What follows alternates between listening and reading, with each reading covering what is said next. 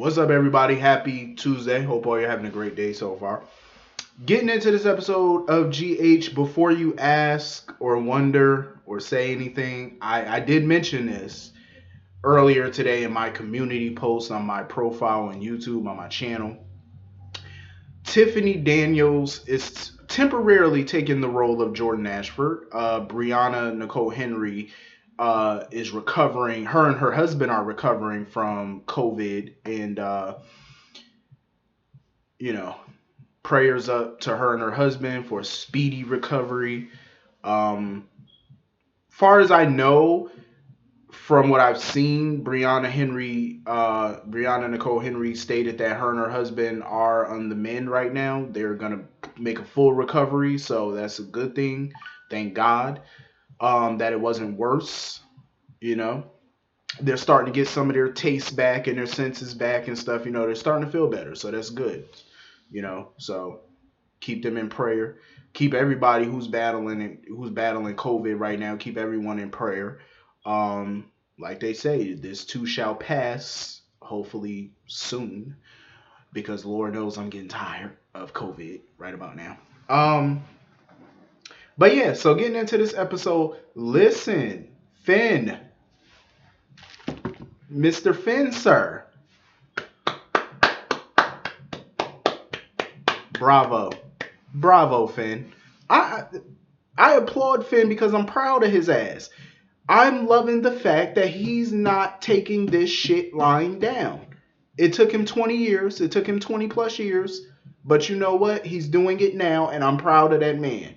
Because he's not doing what Curtis is doing, taking some woman's word for it. That man said, I want DNA proof. Thank you, Finn. Thank you. I am fucking glad. See, this makes me feel like the writers are watching my video because I've been saying this in every video. DNA. DNA. Chant with me like we're at a WWE event. DNA. DNA. That's all I'm saying. Damn. Finally, somebody's getting a test. Thank you, good Lord. Thank you, Finn. I knew I liked Finn. I knew it, damn it. I knew it. Thank you. My goodness. Now, I do understand where Jackie's coming from. Don't get me wrong. I get her point of view on this, too. I mean, it's been over 20 damn years. You know what I mean? Why shake up everybody's life now? You know, I understand she wants to protect her son, but I also feel like it's more about protecting her. Because she knows that if the truth comes out and there's a slither of possibility that that test comes back, that if they do a DNA test and it comes back, Chase and Finn are father and son, she feels like Chase is going to hate her.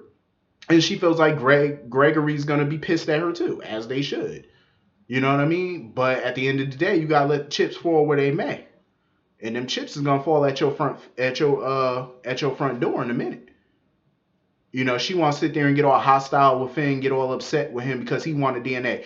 I mean, not knowing the truth may be okay for her. She may be able to sleep at night. But Finn just wants to know. And I don't blame him. He doesn't want to keep going on like this, even though, you know, it's been going on for over 20 damn years, Finn. But come on now. I'm not mad at him wanting to know. You gotta know. Is that your boy or is it not your boy? You need to know. And I'm glad that, you know, he's enlisting Anna's help.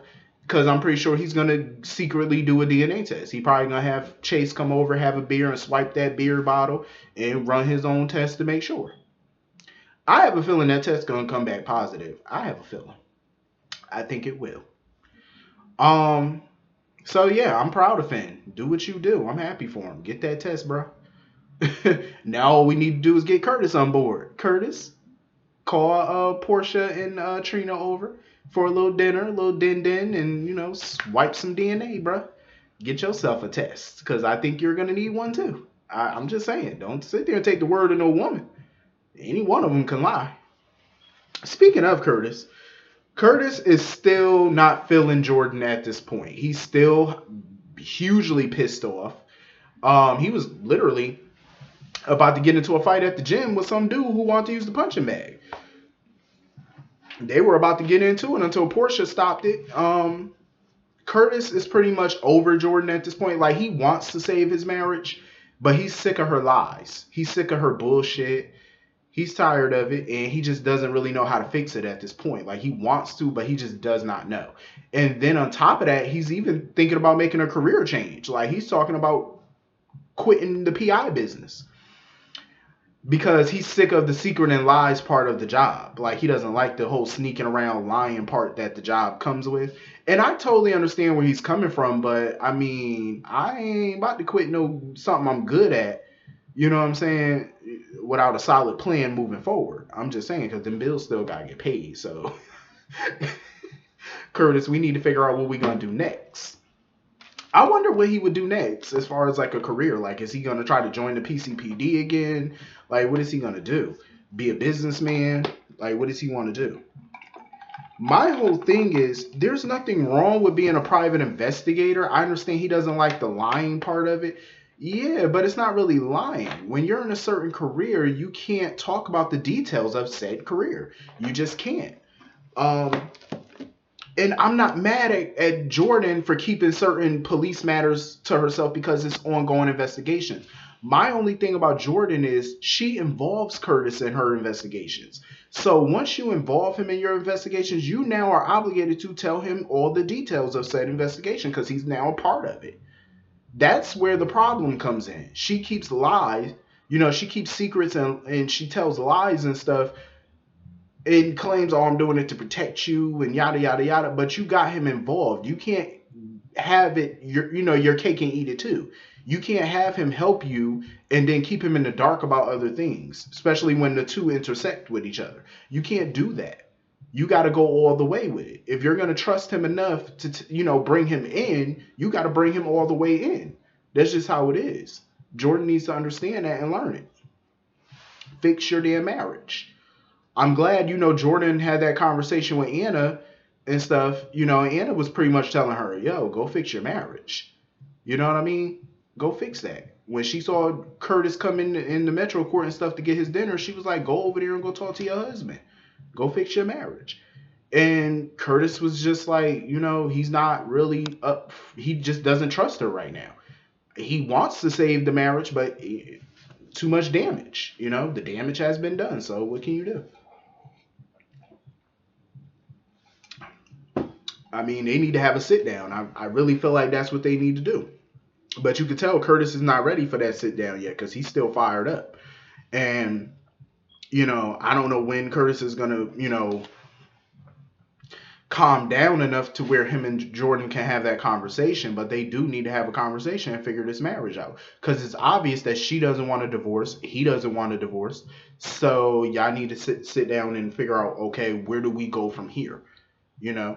But one of the biggest issues is communication and secrets and lies. Jordan needs to know when to be upfront with Curtis, especially when it revolves around their personal life. If it affects their family, she really needs to be honest with that man. Stop thinking that you got to protect everybody. He's a grown man. He can protect himself. His job as a husband is to be the protector. You know what I'm saying? So to sit there and have your wife saying, oh, I'm trying to protect you. No, it's really the other way around. He's supposed to protect you. Like, he's already proven that he will go through hell, fire, and brimstone for this woman. And that's still not enough for her. I mean, look at everything he did just to get Ryan's kidney for her. That's not proof enough that he will walk through hell for that woman? And the mere fact that she don't trust him enough to tell him the truth, but you want to disguise it as, oh, I'm protecting you. No, you're protecting yourself. You're protecting your own interests. That's what you're doing. That's the way it's looking. Like, she need to, get it together. Moving on from that, Carly. Carly continues to step in dog shit at this point. Like, Carly, get it together. Get it together. Like, she just keeps making matters worse at this point. I'm like, Carly, what are you doing? She had ample time to switch out those necklaces. Ample time. And you let Nicholas catch you. And she dropped both of the necklaces and she don't know which one did she drop. She don't know which one she got. The real one or the fake one. I said, damn, Carly. Now you in a dilemma. Because she going to run over to Jack's house because she knows she screwed up. And I'm like, there's no way for Jax to help you. And Nicholas and Ava were not buying her bullshit about how she was trying to get the necklace so she could make another one for Avery and Donna to have.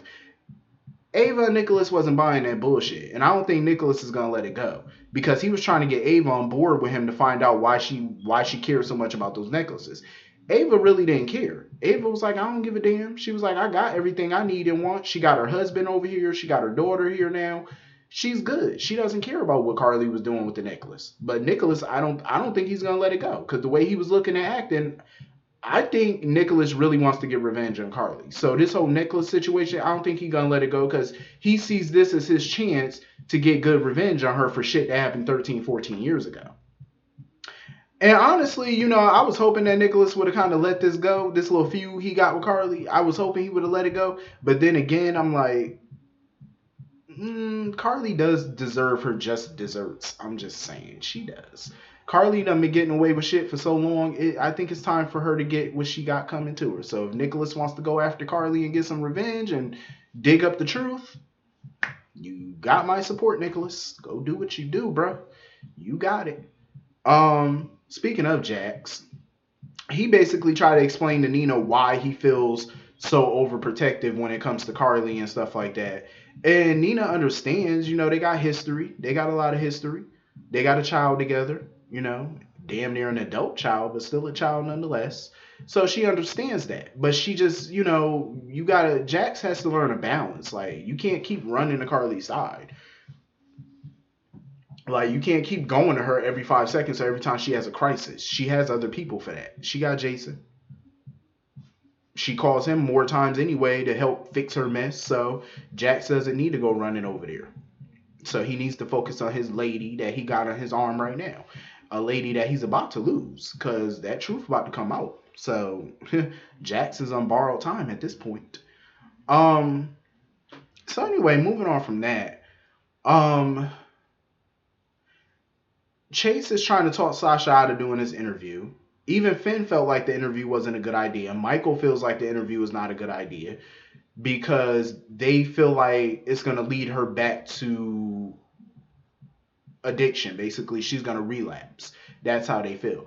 I mean, I understand their concern about her doing this interview. I get it because Jackie's not going to pull no punches. She's going to ask a lot of the tough questions. And, she's going to ask a lot of hard questions for Sasha to answer. And it can be, hard for her to talk about it. But I think she ready. Do I think she's strong enough to do this interview? I think she may be. I'm hoping she is. I know it's a hard subject to talk about. I know it takes most drug addicts who are recovering, I know it takes them a lot longer to publicly open up about it, But I have to remember this is TV, so they move at a quicker pace than most people would.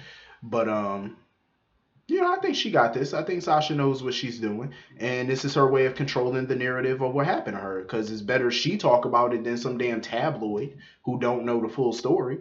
And I like the fact that she was willing to give Michael and Willow a heads up about it, so that way she doesn't really mention their name in it or whatever. So it doesn't complicate things for them with the press and all that, and they don't have no questions to answer for the media. So I thought that was nice of her to do. Honestly, I definitely feel like Michael and Willow may get back together because it's obvious Michael does not want that annulment. It's clear he does not want her to move out, especially when she mentioned that she was going to go look for a new apartment and stuff. He don't want her to move. He don't want her to leave. And Willow, deep down, I feel like Willow's over Chase at this point. I kind of think she does. Do I believe she still got feelings for Chase? Yes. But I think her newfound feelings for Michael may be a bit stronger now. I think they may be. Who knows? Chase is giddy and happy, that he's getting her back and stuff, and that they're taking things slow, and he wants to be a part of her future and stuff. But I think he's gonna be a part of her future, but it may be just as a friend at this point, because I don't think it's gonna be as what he wanted to be. Just being honest. So anyway, that's pretty much the whole episode. Hit the comment section, let me know what y'all thought about it. I will see y'all all later. Hope you all have a great night. Peace.